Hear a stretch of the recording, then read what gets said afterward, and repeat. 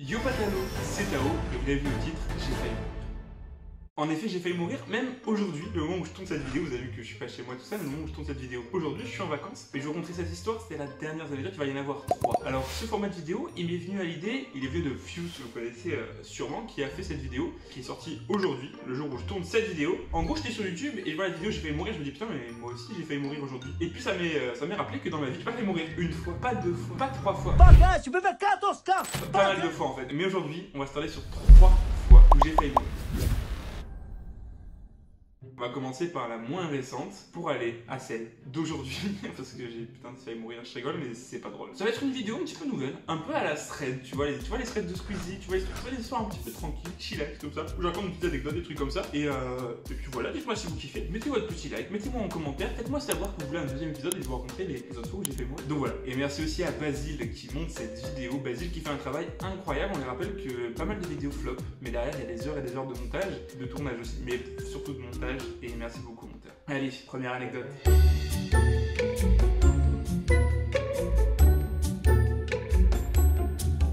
Donc cette première anecdote, elle remonte à longtemps quand même. 2011 par là, on va dire vers 2011. Je vais avoir 7 ans au moment où se déroule cette histoire. J'étais en vacances à Bali, parce que Bali c'était à côté de chez moi, j'habitais pas loin de là-bas avant. Et on a eu la chance de pouvoir faire du snorkeling, du masque tuba, pour ceux qui savent pas ce que c'est. Et en gros, c'est super parce que t'as des paysages magnifiques, t'as des putains de coraux de toutes les couleurs, des poissons de partout. Tu sais, il y a un poisson ici aussi, il est coloré, c'est quoi ce poisson? Il est trop beau, il est magnifique et tout. C'est incroyable. Si jamais je vous souhaite un endroit où aller, c'est Bali, c'est la destination de rêve, c'est le paradis. J'étais en famille, voilà. Faut savoir que pour l'occasion, pour ces vacances, il y avait mes grands-parents qui étaient venus de France. Donc il y avait ma grand-mère, mon grand-père, il y avait ma mère, il y avait mon petit frère et il y avait moi. Bref, il y avait la famille au complet. Il faisait pas très beau, tu vois le ciel un peu gris, mais on s'en fout parce que nous, ce qui nous intéresse, c'est ce qu'il y avait sous l'eau. C'était magnifique. Tellement magnifique que on nage tous à côté les uns des autres, on a nos petites palmes, puis il y a du courant quand même, tu vois. Pas mal de courant. Et puis j'entends un bruit, je sais pas, j'entends un bruit, je sors la tête de l'eau, parce que quand t'es sous l'eau, j'entends rien. J'entends du son qui vient de la plage. Plage qui de base était à je sais pas, 100 mètres et qui là était à 200 mètres. Et puis je regarde sur la plage et je vois deux gars qui sont comme ça, avec leurs bras, et qui gueulent tornado, tornado. Hop, on tourne la tête, on regarde derrière nous, qu'est-ce qu'on voit frérot? C'est pas un monstre sorti de l'Atlantide, non, c'est une petite tornade, tu vois. Mais petite ou pas, on est deux personnes âgées, deux gosses et deux parents, donc on est 6 dans l'eau avec des palmes, à 200 mètres de la plage. Le courant nous amène vers la tornade, parce que la tornade attire l'eau vers elle, et la tornade se rapproche. Donc ça sent vachement la merde, ça sent pas bon du tout pour nous.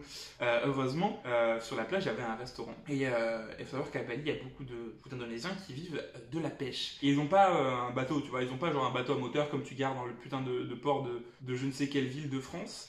Non, ouais, non, c'est pas drôle. Non, ils ont, c'est une barque super fine et super instable avec deux flotteurs, une pirogue. Je sais plus comment ça s'appelle exactement, mais voilà, vous avez la photo là qui s'affiche. C'est ça. Et donc voilà, donc ils viennent nous chercher avec leur pirogue. Donc c'est quoi? C'est un vieux moteur de merde.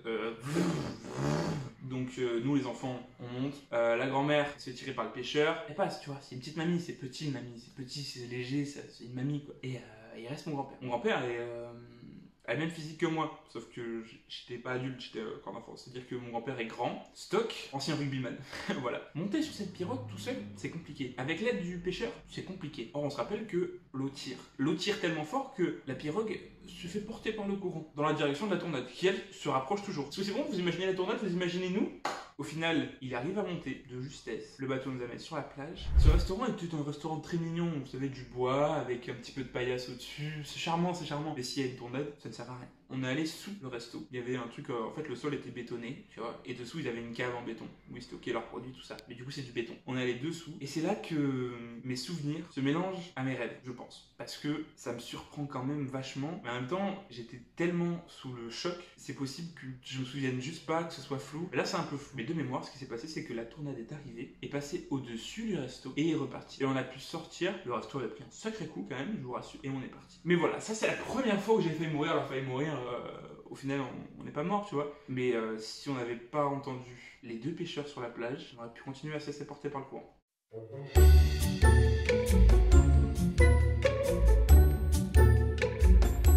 Ok les gars, Donc, la deuxième anecdote, qui du coup est beaucoup plus récente, j'avais 14 ans, j'étais au collège du coup à l'âge de cette anecdote, et j'avais la chance, vu que mes deux parents travaillaient, donc je partais en colonie sportive. Donc voilà, il faut savoir que j'allais souvent avec un ou deux potes que je connaissais pour me rassurer et qu'on fasse un truc entre nous, c'était toujours fun. Et un de mes meilleurs potes de l'époque, qui s'appelle Adam, dédicace-toi si tu passes par là, il était haut comme 3 pommes. Faut savoir qu'il était super drôle, hein. C'est un mec, il a vraiment trop cool et tout, mais il était haut comme ça à l'époque. Et moi j'étais haut comme ça. J'étais gros comme ça, il était gros comme ça. Est-ce que vous voyez l'image? Vous voyez Laurel et Hardy? C'est ça. C'est ça, vraiment c'est l'idée. Et voilà, et on voulait se mettre ensemble parce qu'on était trop copains et tout. Et on voulait faire de l'escalade qui était l'activité du jour. Donc on faisait de l'escalade. Faut savoir que pour l'escalade, le principe c'est que tu assures la personne qui monte, donc en gros celui qui tient la corde, qui laisse du mou pour qu'il puisse monter, pour que si jamais ton pote il tombe, bah du coup tu puisses bloquer et faire qu'il tombe pas, que la corde le retienne. On se rappelle que je fais 2 fois la corpulence de mon pote, voilà, donc lui quand il monte, il peut faire Spider-Man, il peut se lancer du mur, moi je tiens, il n'y a aucun souci. Par contre, chose qu'on n'avait pas prévu, c'est que si jamais moi je tombe, que lui il tire, et ben il va s'envoler, parce que le poids en fait. Donc ça on n'y avait pas pensé. Il se trouve que quand je suis en haut, et ben je veux descendre, donc je dis que je descends, et en fait il est en train de discuter à côté, et il ne m'a pas entendu. Moi j'ai pas du principe qu'il m'a entendu, tu vois, je lui ai dit ah non, descends, tranquille. Faut savoir que j'étais assez jeune, donc je dirais que le mur faisait allez 10 mètres de haut, on va dire. Tu tombes de 10 mètres, ça te fait bizarre. Et du coup je me dis ok c'est bon, hop, je m'accroche, hop, tac, à ma corde, et hop, un coup en avant. Sauf que là je vois que au lieu de reculer, de taper contre la paroi, de reculer, de faire ça, enfin du rappel,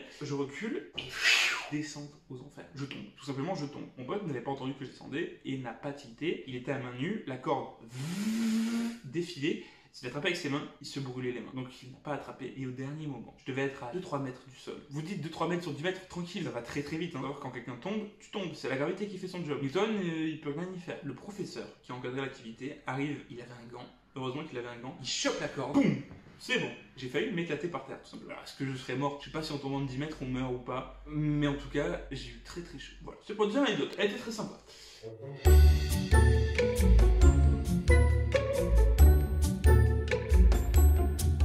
Dans la troisième, qui est, je pense, celle où j'aurais vraiment pu le plus crever. C'est basé aujourd'hui. J'ai filé ma race et encore aujourd'hui, là, je suis abasourdi, tu vois, un peu. Genre là, j'ai un acouphène dans mon oreille depuis que ça m'est arrivé et j'ai un petit peu mal au dos, je suis un peu crevé, je suis un peu ailleurs. Au final, il y a rien. Il y a rien, tu vois, genre il y a aucune séquelle, tout s'est bien passé comme dans les autres histoires.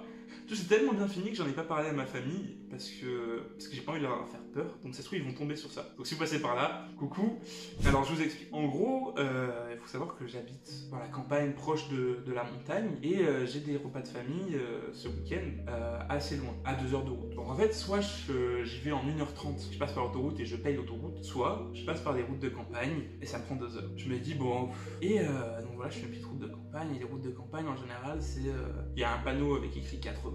Sauf que les routes ça fait des zigzags, des montées, des descentes. Si tu roules à 80, c'est ultra dangereux, tu vois, tu fais les virages en mode course de F1, c'est n'importe quoi. On était au village de Cam, C-A-M-E, petite commune située du coup dans le Pays Basque, si je dis pas de bêtises, à 30 minutes de ma destination finale. Donc j'étais sur la fin, tu vois, au moins j'étais tranquille, tu vois, tout le plus dur était fait, plus de 30 minutes, c'est bon, je suis arrivé, tu vois. J'étais dans ma voiture, je conduisais, et je sortais du village, hop, tranquille, 80, et en fait il y a une montée comme ça, bien raide, tu vois. Et sauf que quand tu conduis et que t'es dans une montée, tu ne vois pas ce qui arrive de l'autre côté, vu que t'es dans la montée, ça paraît logique. Et ce que je ne savais pas, c'est qu'à la sortie de cette montée, il y avait un virage. Donc je suis à 80, il y a 2 voitures derrière moi, et il n'y a personne devant moi, donc tranquille. Je suis sur ma file, tranquille. J'arrive en haut, et là je vois pas un camtar, frérot. C'est pas Patrick avec son kangou, non, c'est un camion. C'est un camion. Et le camion, je le vois, il arrive. Et je me dis, ok, ça va être short, tu vois, parce que c'est une petite route de campagne. Il y a pile la place. Donc, il va falloir que je sois perfect timing, mais quand tu conduis, c'est la routine. Donc, c'est tranquille. Et sauf qu'en fait, je vois la tête du camion qui dépasse du coup de là où je peux voir. Je vois le camion qui arrive et donc petit à petit, je vois qu'il se découvre. Et en fait, je vois qu'il est pas sur sa voie, il est au milieu. Parce que souvent, quand tu es sur une route de campagne, tu te dis, bon, bah, le côté, il est un petit peu comme ça. Tu vois, il y a de l'herbe et tout, ça peut abîmer mes pneus, tout ça. Donc, vu qu'il y a personne, bah, je roule un peu au milieu. C'est ce qu'il s'est dit ce camion, sauf que bah il y avait quelqu'un en face. Et il avait pas vu que c'est une descente pour lui. Donc il a pas vu et j'arrive à 80, il arrive aussi à 80. Donc autant vous dire que toute cette anecdote s'est déroulée en 10-15 secondes. Il arrive, j'arrive et pour pas me prendre le camion, parce que si je me prends ce camion à 80 et lui à 80, je meurs. Faut savoir que j'ai une Peugeot 107, d'accord, je claque. J'arrive à mettre un coup de volant pour esquiver le camion qui arrive en face de moi. Sauf que là, je vois quoi à ma droite? Je vois qu'il y a un virage, comme je vous ai dit. Et je vois que si je continue tout droit, je me mange un champ de maïs. Faut savoir que la route est là, le champ de maïs est là. Ce qui fait que je tombe, je peux faire des tonneaux. Si je fais un tonneau, je me prends le coup du lapin, je peux du danger. Pour moi, je vois danger. Donc je vois le virage et je me dis, coup de volant à gauche, pour prendre le virage. Sauf que là, derrière le camion, il y avait quoi? Il y avait une voiture. Bah oui, il y avait une voiture. Il pouvait pas ne pas y avoir de voiture. Il y avait une voiture. Donc pour pas me prendre la voiture dans le virage, je remets un coup à droite. Pour pas me reprendre le champ de maïs, je mets un coup à gauche. Il y avait plus de voiture, il y avait que deux voitures derrière moi, mais tranquille.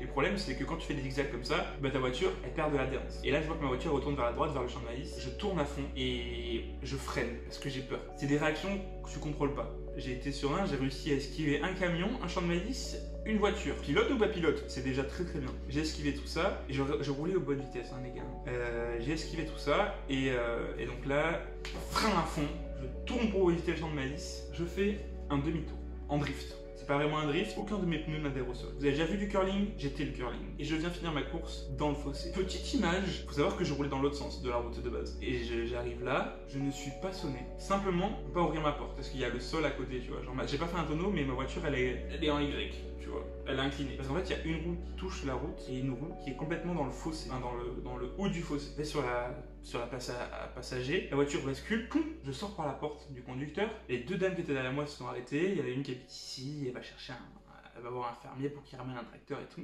Je démarre, la voiture démarre pas. La voiture elle est comme ça, frérot, elle va pas démarrer.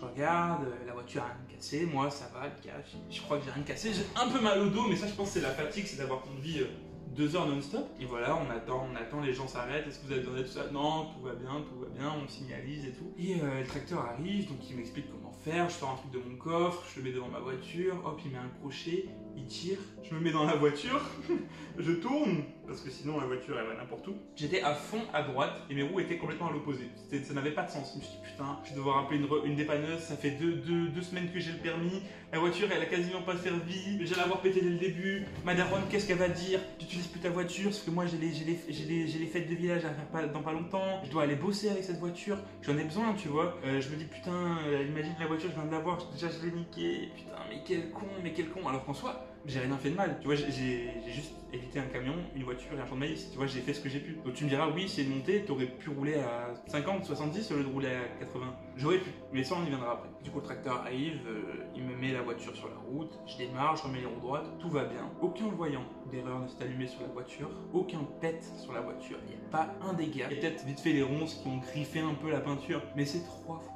Elle est comme avant et je suis reparti. J'étais complètement stressé, je n'ai plus mis la musique, j'ai mis le GPS, j'étais comme ça sur ma route. Au lieu de rouler à 80, je roulais à 50. J'ai pris l'autoroute après pour pas prendre de risques. Sur l'autoroute, au lieu de rouler à 110, je roulais à 70 et je suis rentré. Tout ça pour vous dire les gars que si vous faites du snorkeling un jour dans votre vie, du tuba, regardez la météo quand même. Regardez un peu l'endroit où vous allez, qu'il n'y ait pas des cailloux, soyez proches contre des falaises. Renseignez-vous vite fait sur les courants. Si vous faites de l'escalade, vérifiez avec le professionnel que tout soit good.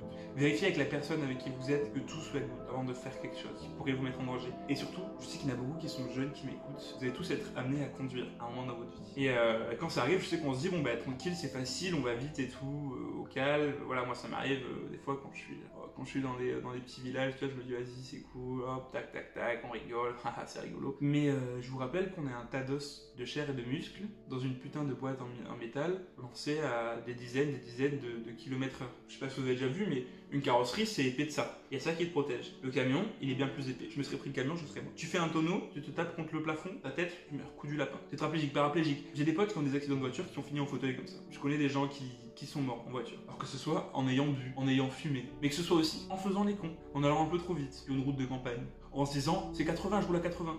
Donc soyez prudents. C'est pas parce qu'il y a un panneau qui dit rouler à 80 que vous devez rouler à 80. Vous pouvez rouler à 50 si vous voulez. Et vous allez voir, quand vous allez rouler à 50 au lieu de 80, il y a des connards derrière qui vont chercher. Vous allez vous sentir observé, jugé. Vous savez au collège quand vous arrivez dans la cour et que vous savez que tout le monde peut vous juger, c'est pareil. Sur la route c'est pareil. Sauf qu'en fait, dis-toi que les gens en voiture, tu vas aller voir quoi? 5 minutes? Tu la verras plus jamais mon gars. J'espère qu'en faisant cette vidéo, je peux faire un petit peu de prévention. Je suis pas un pro, c'est pas mon domaine, la sécurité routière, tout ça. Moi j'ai d'autres domaines et ça c'est pas mon domaine. Mais j'ai failli classer à cause de ça. Cette vidéo elle aurait pu ne jamais sortir. Donc je vais faire beaucoup plus attention aujourd'hui. Je roulerai pas à 80, je roulerai à 50. J'arriverai pas en 2 heures, j'arriverai peut-être en 3 heures. Je prendrai l'autoroute, je paierai plus cher. Mais tant que t'es vivant, Est-ce que tu t'en fous pas un peu de payer plus cher? Et ben moi, c'est ce que je vais faire. Donc voilà les gars, ces 3 anecdotes sont maintenant terminées. J'espère qu'elles vous auront plu. Voilà, un petit peu bad, un petit peu triste à l'ambiance sur la fin. Mais voilà, fallait passer par là parce que moi j'en rigole, mais j'ai quand même fait éclapser. Hein. Je sais pas si tout le monde a saisi. C'est pas du troll. Voilà, j'aurais dû prendre le contact de la personne, des 2 personnes qui étaient derrière moi, mais c'est comme ça, c'est fait. Maintenant on peut que faire attention. Donc j'espère que vous avez kiffé les gars, si c'est le cas, le petit like, le petit commentaire. Dites-moi si vous avez une anecdote similaire, vous pouvez me la raconter à moi. Il y a même le Discord communautaire, donc le Discord de la chaîne, où il y a tous les abonnés, tout ça dessus. Vous pouvez aller discuter de ça avec eux, raconter vos anecdotes, tout ça, vous mettre en vocal, même faire des concours d'anecdotes entre vous. Enfin voilà, c'est super fun, ça sert à ça aussi un Discord. Moi je pense que je vais faire d'autres vidéos dans le type, alors je vais pas me mettre en danger pour voir des anecdotes, ne vous inquiétez pas, s'il y en a, elles viendront comme ça. Pas moi qui vais les chercher, hein, parce que là aujourd'hui j'ai déjà donné. Donc voilà les gars, je vais aller me reposer parce que je pense que j'ai passé une journée de zinzin. Quand tu froides la mort, une bonne nuit de sommeil, ça fait du bien. Donc c'était Tao. Et à la prochaine bande de BG, lundi 18h.